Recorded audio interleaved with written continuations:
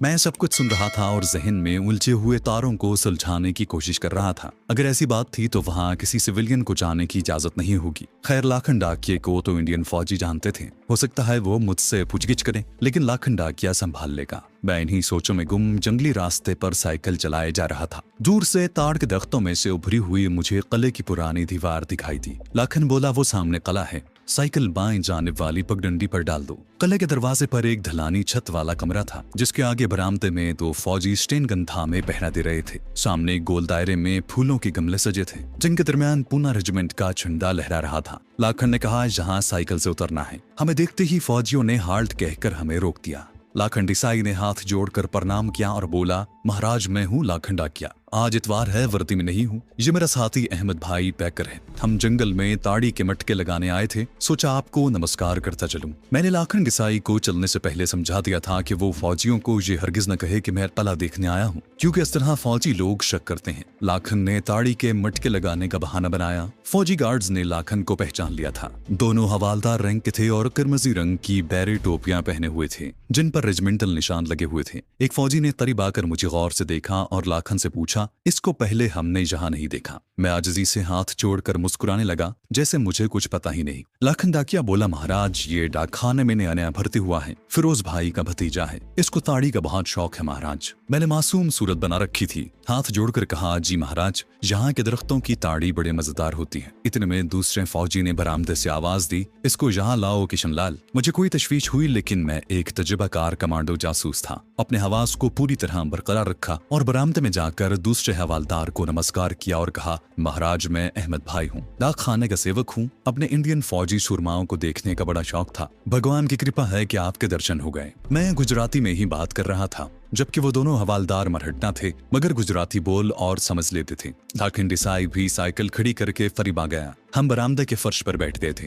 दूसरा हवालदार मुझे अभी तक गहरी नजरों से देख रहा था। साफ लग रहा था कि ये मामूली हवालदार नहीं है, बल्कि मिलिट्री इंटेलिजेंस के आदमी हैं, जो नजरों से ही दुश्मन को पहचान लेते हैं। मैं भी कच्ची गोलियां नहीं खेला था, ऐसी अदाकारी कर रहा था कि भारतीय हवालदार को मखमसे में डाल दिया। इतवार की वजह से क्वार्टर गार्ड का दफ्तर बंद था। लाखन डिसाई कहने लगा, महाराज, इस बार आते हुए आपके लिए घर का घी लाऊंगा। हुक्म करें तो मुर्गियां भी काट कर ले आऊं। हवालदार किशन लाल मुस्कुराया, लाखन बाबू, मुर्गियां लानी हो तो इतवार को लाया करो। मैंने इस दौरान थोड़ा सा जायजा ले लिया था। ये ऑफिस किले के दरवाजे के बिल्कुल सामने था। किले के दरवाजे पर खारदार बाड़ वाला लोहे का जंगला लगा था। वहां भी एक इंडियन फौजी पहरा दे रहा था। बाएं जानिब दरख्तों में कुछ क्वार्टर बने थे, यकीनन जहां ऑफिस में काम करने वाले फौजी रहते होंगे। उधर से भैंस के बोलने की आवाज आ रही थी। दूसरा हवालदार बोला, लाखन, तुम जाओ, अपने दोस्त को हमारे पास छोड़ दो, हम इसे कल भेज देंगे। ये सुनते ही मेरे पांव तले से जमीन निकल गई। लाखन डिसाई डाकिया भी परेशानी की हालत में हाथ जोड़कर बोला, महाराज, क्षमा करें, ये तो अपना आदमी है। मरहट्टा हवालदार ने उसे डांटते हुए कहा, तुम जाओ, हम कल इसे वापस भेज देंगे। मैं बज़ाहिर अहमकों की तरह हाथ बांधे खड़ा सबका मुंह देख रहा था, लेकिन अंदर से फिक्रमंद था। ताहम मिलिट्री इंटेलिजेंस के बारे में मुझे यकीन था कि वो चाहे कितना तशद्दुद कर लें,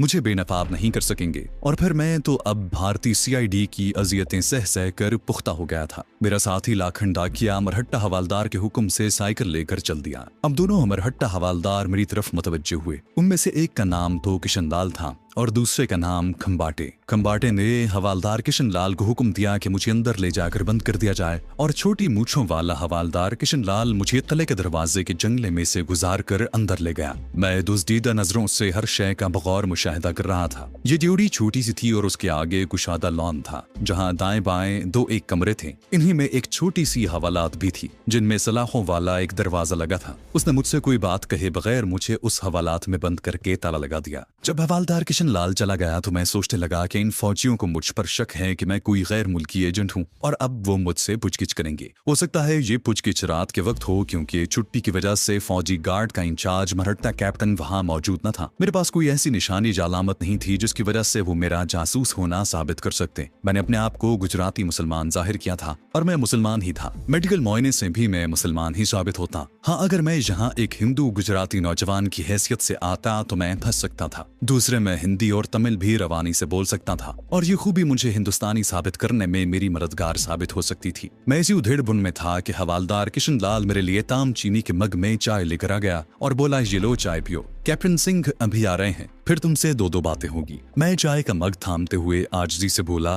संतरी जी, मुझे क्यों हवालात में डाला है? मैंने तो कोई जुर्म नहीं किया। हवालदार किशन लाल खामोशी से चला गया। थोड़ी देर बाद वो फिर आया और मुझे हवालात से निकालकर क्वार्टर गार्ड के ऑफिस में ले गया। अब दफ्तर खुला था और अंदर मेज के पीछे एक गहरे सांवले रंग का जवान फौजी कप्तान की वर्दी में मेज पर टांगे रखे बैठा चाय पी रहा था। यही कैप्टन सिंह था। उसके एक हाथ में बेद की छड़ी थी जिसको आहिस्ता आहिस्ता वो अपनी पिंडली पर मार रहा था। हवालदार ने सल्यूट मारकर कहा, सर ये है वो जवान। कैप्टन सिंह ने बेद के इशारे से हवालदार को बाहर जाने का इशारा किया। हवालदार सल्यूट मारकर दफ्तर से निकल गया। मैं हाथ बांधे खामोशी से खड़ा था और चेहरे पर बड़ी अहमकाना मुस्कुराहट तारी कर रखी थी। कैप्टन सिंह ने मुझे कुर्सी पर बैठने का इशारा किया। मैंने हर किस्म की सूरत हाल का मुकाबला करने के लिए अपने आप को तैयार कर लिया था। कैप्टन सिंह मुझे अपनी छोटी छोटी प्याजी आंखों से मुसलसल तक रहा था। मैंने नजरें झुका ली। कैप्टन चाय का मग मेज पर रखते हुए कुर्सी पर से उठा और टहलता हुआ अकबी खिड़की की सलाखों के पास जाकर बाहर देखने लगा। फिर पलटकर मेरे करीब आया, मेज के कोने पर बैठा और मेरी तरफ झुककर गुजराती में बोला, तुम कहाँ से आए हो? मैंने भी बड़ी रवां गुजराती में उसे बताया कि मैं बहराइच का रहने वाला हूँ। माँ बाप के मरने के बाद रिश्तेदारों के बुरे सलूक से तंग आकर यहाँ आ गया हूँ। फिरोज भाई की मेहरबानी से डाक खाने में नौकरी मिल गई है। कैप्टन सिंह ने मुझे घूरते हुए पूछा, तुम मुसलमान हो? मैंने कहा, जी हाँ। मरहट्टा कैप्टन मेज पर से हटकर दोबारा अपनी कुर्सी पर जाकर बैठ गया।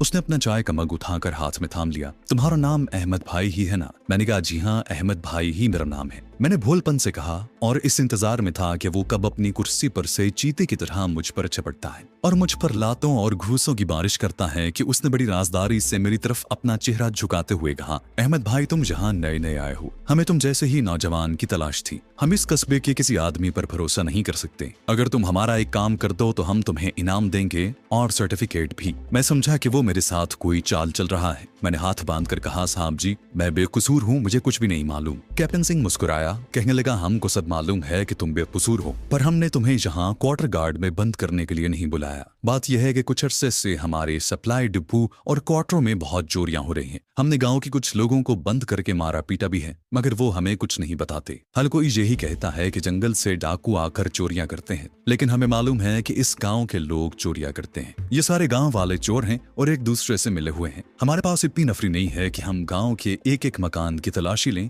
या वहां पहरा लगाएं। तुम इस गांव में नए नए हो। हम ये चाहते हैं कि तुम खुफिया तौर पर गांव में रहकर इस बात का पता चलाकर हमें बताओ कि असल चोर कौन कौन लोग हैं। तुम्हारा नाम हम किसी को नहीं बताएंगे। अगर तुमने हमें चोर पकड़वा दिए तो हम तुम्हें 1000 रुपए इनाम भी देंगे और सर्टिफिकेट भी। बोलो, क्या तैयार हो? ये भारत माता की खिदमत भी होगी। मेरी जान में जान आई। यहाँ मामला दूसरा था। मैंने दिल ही दिल में खुदा का शुक्र अदा किया। फिर भी मैंने अपने चेहरे पर इत्मीनान या मुसर्रत की किसी किस्म की कैफियत को जाहिर न होने दिया, बल्कि उल्टा ये जाहिर किया जैसे मैं परेशान हुआ हूँ। मैंने हाथ बांध कर कहा, साहब जी, मैं परदेसी हूँ। सिवाय फिरोज भाई जमींदार और डाक खाने के 2 एक आदमियों के और किसी को नहीं जानता। मैं कैसे मालूम करूंगा कि चोरियां कौन करता है? कैप्टन सिंह ने मेरे लिए मजीद चाय का कप मंगवाने का हुक्म दिया और बोला, यही बात तो तुम्हारे और हमारे हक में जाती है। तुम पर कोई शक नहीं करेगा। असल बात यह है कि तुम फिरोज भाई के यहाँ रहते हो और हमें उसी पर शक है कि वो अपने आदमियों से यहाँ डाके डलवाता है। तुम बड़ी आसानी के साथ असल बात का सुराग लगा सकते हो। तुम्हें हमने इसलिए चुना है कि तुम यहाँ बाहर से आए हो और हम यहाँ के किसी बाशिंदे पर भरोसा नहीं कर सकते। कुदरत ने मुझे इस पुराने किले में आने जाने और भारतीय फौजियों की नक्लो हरकत के मुशाहदे का एक सुनहरी मौका फराहम कर दिया था। फिर भी मैंने आजिज़ी से कहा, साहब जी, अगर यहाँ के लोग चोर डाकू हैं तो जी, फिर तो वो बड़े जालिम लोग हैं। अगर उन्हें पता चल गया कि मैंने मुखबरी की है तो मुझे जान से मार डालेंगे। इस पर कैप्टन सिंह ने मुझे जोर देकर कहा, अहमद भाई, तुम बेफिक्र हो, हम तुम्हारी जान की हिफाजत का जिम्मा लेते हैं। तुम पर आंच तक ना आएगी। बस एक बार तुम हमें असल चोरों का पता बता दो, उसके बाद तुम अलग हो जाना, फिर हम जाने हमारा काम। हम तुम्हारा नाम किसी को नहीं बताएंगे, फिर तुम्हें किस बात का डर है? इतने में चाय आ गई। मैंने गुजरात के आम रिवाज की तरह प्लेट में कप की आधी चाय उंडेल ली और प्लेट मुंह से लगाकर पीने लगा। कैप्टन सिंह ने मेरे कांधे को उठकर आहिस्ता से थपथपाया और कहा, बस ठीक है, ये काम देश की खिदमत का भी है। हमारा बहुत नुकसान हो रहा है, तुम्हें यहाँ आने की भी जरूरत नहीं है। वो सामने नीम का एक पेड़ देख रहे हो? कैप्टन सिंह ने खिड़की की सलाखों के बाहर नीम के एक घने पेड़ की तरफ इशारा करते हुए कहा, उस पेड़ के पीछे मेरा क्वार्टर है, बाहर मेरा नाम लिखा है। आंगन में एक गाय भी बंधी है। जब भी तुम्हें मुझसे मिलना हो, सुबह सुबह या शाम को जब अंधेरा छा जाए तो मेरे क्वार्टर पर आ जाना। तुम्हें वहाँ गार्ड नहीं रोकेगा, मैं उसे तुम्हारा नाम बता दूंगा। मैंने हाथ जोड़कर कहा, साहब जी, भारतीय सेना की सेवा के लिए ये काम करूंगा,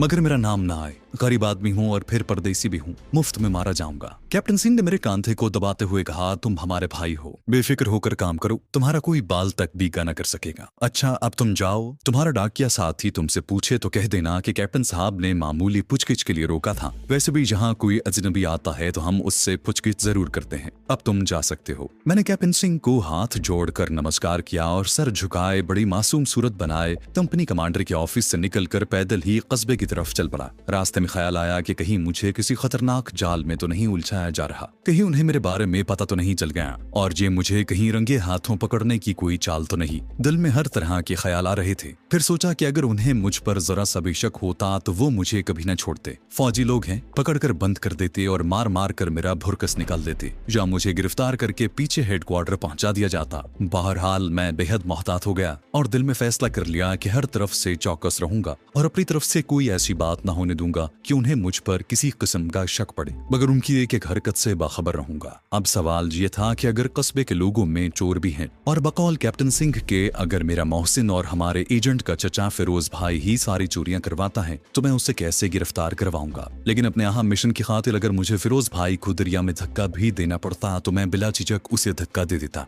बहरहाल मुझे बज़ाहिर एक इंतहाई कीमती मौका मिला था और एक तरह से मेरा आधा रास्ता तय हो गया था। अब मुझे अपनी तरफ से बेहद एहतियात की जरूरत थी। ये भी कुछ सोचता हुआ मैं अपने कस्बे में पहुंच गया और सीधा लाखन देसाई डाकिये के घर गया। वो बेचारा परेशान बैठा था। मुझे खतरा था कि कहीं लाखन ने जमींदार फिरोज भाई को न बता दिया हो कि मुझे फौजियों ने वही रोक लिया है, क्योंकि अगर वाकई फिरोज भाई ही चोरियां करवाता था तो उसे मुझ पर शक पड़ सकता था कि कहीं कमांडर ऑफिस के फौजियों ने मुझे उसके खिलाफ मुखबरी करने पर तो राजी नहीं कर लिया। लेकिन ऐसा नहीं हुआ था। और फिर लाखन देसाई बोला, भगवान की बड़ी कृपा है कि तुम आ गए। मैं तो डर के मारे फिरोज भाई को अभी तक कुछ नहीं बता सका था। तुम उनके आदमी हो, कहीं वो मुझे मारना न शुरू कर देते कि मैं तुम्हें वहां लेकर ही क्यों गया था। मगर वहां हुआ क्या? हवालदार तो कह रहा था कि तुम्हें कल छोड़ेंगे। मैंने चारपाई पर बैठते हुए ठंडी सांस भरकर कहा, लाखन दादा देखो ना, ये फौज का मामला है, उन्हें होशियार रहना पड़ता है। मैं नया नया यहाँ आया हूँ। वहां गया तो उन्होंने पूछगिछ के लिए रोक लिया कि मैं कौन हूँ और कहाँ से आया हूँ, क्या करता हूँ। बस कैप्टन साहब ने यही कुछ मुझसे पूछा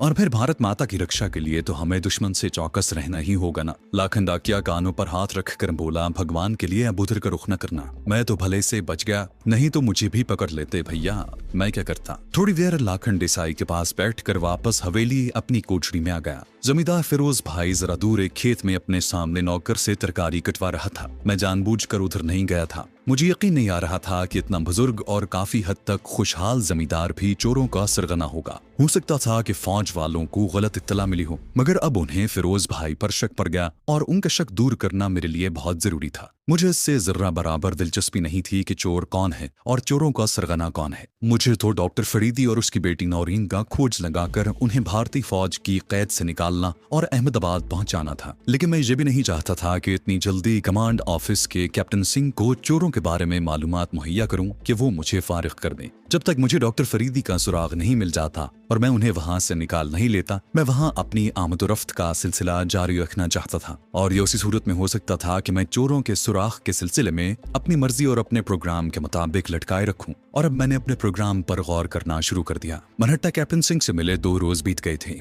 मैंने तीसरे रोज शाम को वहां जाने का मंसूबा बना लिया। उस रोज मैं डाक खाने में बैठा अपना काम कर रहा था कि बाहर बरामदे में बिखरे हुए सफेद बालों वाले खस्ता हाल शख्स को देखा, जिसके कांधे पर फटी हुई चादर थी। वो खिड़की की सलाखों के पास आकर बोला, बाबूजी, मेरी बेटी सकीना का कोई खत आया है। खिड़की के पास बैठे क्लर्क जीवन राम ने सख्त बेजारी से उसकी तरफ देखा, फिर पोस्ट मास्टर किशन दास की तरफ देखकर कहने लगा, बाबूजी, ये दीवाना फिर आ गया है, क्या जवाब दूं इसे? पोस्ट मास्टर ने अपनी ऐनक नाक पर दुरुस्त करते हुए कहा, कह दो खत नहीं आया। क्लर्क ने अजनबी बूढ़े को कह दिया कि उसकी बेटी का खत नहीं आया। वो खस्ता हाल शख्स नाउमीदी के आलम में तकता रहा, फिर सर झुकाकर पीछे हटा। एक लम्हा बरामदे में चारों तरफ देखा और आह भरकर बरामदे की सीढ़ियां उतरकर गांव के पुराने कुएं की तरफ चल दिया। लाखन देसाई डाक बांटने गया हुआ था। मैंने क्लर्क से पूछा कि ये शख्स कौन था। उसने नफरत से मुंह बनाकर कहा, अरे पागल है, 10 साल से अपनी बेटी के खत का इंतजार कर रहा है, वो न जाने कहाँ चली गई है, अब तो मरकब गई होगी। नेकडिल पोस्ट मास्टर ने कहा, जीवन बाबू ऐसा न कहो, हो सकता है वो जिंदा हो। क्लर्क बोला, अरे बाबू जिंदा होती तो अब तक खुद ना गई होती। इस खस्ता हाल शख्स का नाम करीम था। वो कस्बे में कोचवान था। उसकी एक ही औलाद बेटी सकीना थी जिससे उसको बड़ी मोहब्बत थी। सकीना की माँ फौत हो चुकी थी। करीम को अपनी बेटी से बड़ी मोहब्बत थी। वो उसकी जरूरत का ख्याल रखता था और सकीना भी बाप पर जान छिड़कती थी। 10 बरस पहले की बात है कि सकीना की शादी हो गई। शहर से 4 आदमी बारात लेकर आए और सकीना को ब्याह कर ले गए। सकीना ऐसी शहर गई कि फिर लौट कर ना आई और ना अपने बाप को कोई खत ही लिखा।